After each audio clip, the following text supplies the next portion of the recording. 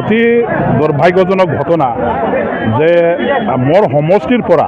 কলচানীমাৰী গাঁৱৰ চৰপা বৰ্মন আৰু আমাৰ চিতলা অঞ্চলৰ আমাৰ এই মাজেৰ গাঁৱৰ কুচি মোহন ৰায় তেখেতসকলে উত্তৰ কাছাৰ হিলছ যিটো পুৰণা আমাৰ আগৰ দিনত কোৱা হৈছিলে এতিয়া ডিমা হাছাও সেই ডিমা হাছাওৰ উমৰাংচুত যিটো অবৈধভাৱে কয়লাৰ খনন কাৰ্য তাতে চলি আছে সেই কয়লা খনিত কাম কৰিবলৈ গৈ তেখেতসকলে সুৰংগত আবদ্ধ হৈ আজি মানে অকাল মৃত্যুত পৰিব লগা হ'ল এইটো খুব দুখৰ বিষয় খুব মানে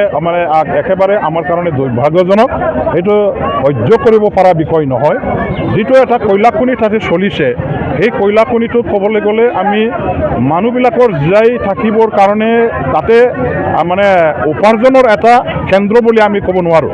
সেইটো এটা অৰ্থনৈতিক উন্নয়নৰ কাৰণে কোনো প্ৰকাৰে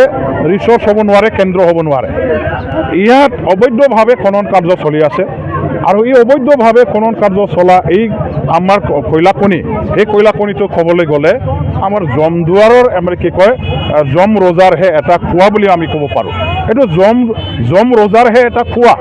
য'ত নেকি মানুহবিলাকে সোমাই গ'লে আৰু মানে উভতি আহিব নোৱাৰে জীয়াই থাকিব নোৱাৰে মৃত্যুৰ মুখত পৰিব লগা হয় তেনেকুৱা ধৰণৰ এই কাৰ্যত আজি তেখেতসকলে কাম কৰিবলৈ গৈ মৃত্যুৰ মুখত পৰিব লগা হোৱাটো যথেষ্ট আমাৰ কাৰণে বেদনাদায়ক আমি মৰ্মাহত হৈছোঁ পৰিয়ালে যথেষ্ট মানে কষ্ট পাই আছে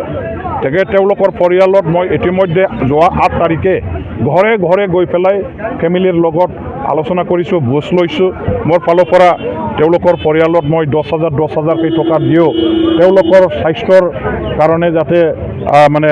ডক্টৰৰ ব্যৱস্থা কৰিব পৰা হয় ইয়াৰ কাৰণে আৰ্থিকভাৱে মই সাহায্য আগবঢ়াইছোঁ আজি মৃত্যু হোৱা বুলি গম পাই মই বিৰাট দুখ পাইছোঁ মই অসম চৰকাৰৰ ওচৰত দাবী জনাইছোঁ এই অবৈধ খনন কাৰ্যটো যোনে চলাইছে তাৰ ওপৰত একশ্যন হ'ব লাগে ইয়াৰ লগত জড়িত থকা গৰাকীবিলাকক এৰেষ্ট কৰি জেললৈ আইনগতভাৱে পঠিয়াই পানিছমেণ্ট দিয়াৰ ব্যৱস্থা কৰিব লাগিব আৰু এই খনন কাৰ্যটো অচিৰে বন্ধ কৰাৰ ব্যৱস্থা কৰিব লাগিব আৰু যিসকল পৰিয়ালে আজি মৃত্যুৰ মুখত পৰিব লগা হ'ল তেখেতসকলৰ পৰিয়ালৰ আৰ্থিক অৱস্থা যিহেতু একেবাৰে বেয়া তেওঁলোকৰ পৰিয়ালৰ পৰা এজন চাকৰি দিয়াৰ ব্যৱস্থা অসম চৰকাৰে কৰক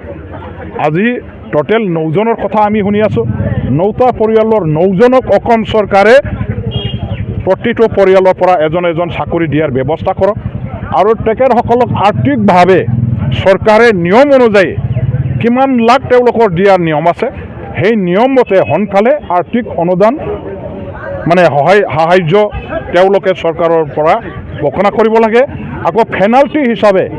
আমাৰ এই কয়লা খনিৰ মালিক যিজন আছে সেই গোটেই ক্ষতিপূৰণটো বহন কৰিব লাগিব ইয়াৰো ব্যৱস্থা যাতে কৰা হয় ইয়াৰ কাৰণে মই অসম চৰকাৰক দাবী জনাইছোঁ